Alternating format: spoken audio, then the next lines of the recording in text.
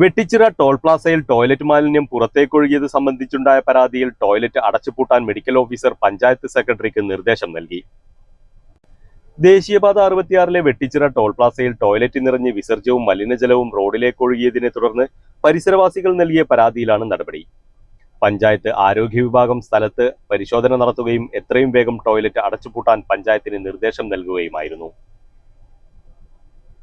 മലിനജലം റോഡിലൂടെ ഒഴുകുന്നത് പ്രദേശത്ത് രൂക്ഷമായ ദുർഗന്ധത്തിനും ആരോഗ്യ പ്രശ്നങ്ങൾക്കും കാരണമായിട്ടുണ്ട്.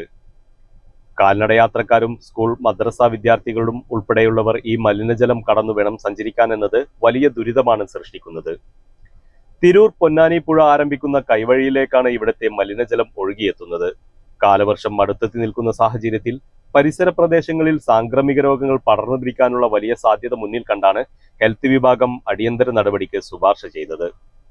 പരിസരവാസികളുടെ ആരോഗ്യത്തിന് കൂടുതൽ പ്രതിസന്ധി സൃഷ്ടിക്കുന്ന സാഹചര്യം ഒഴിവാക്കാനാണ് പഞ്ചായത്തിനോട് നടപടിയെടുക്കാൻ ആവശ്യപ്പെട്ടിട്ടുള്ളത്.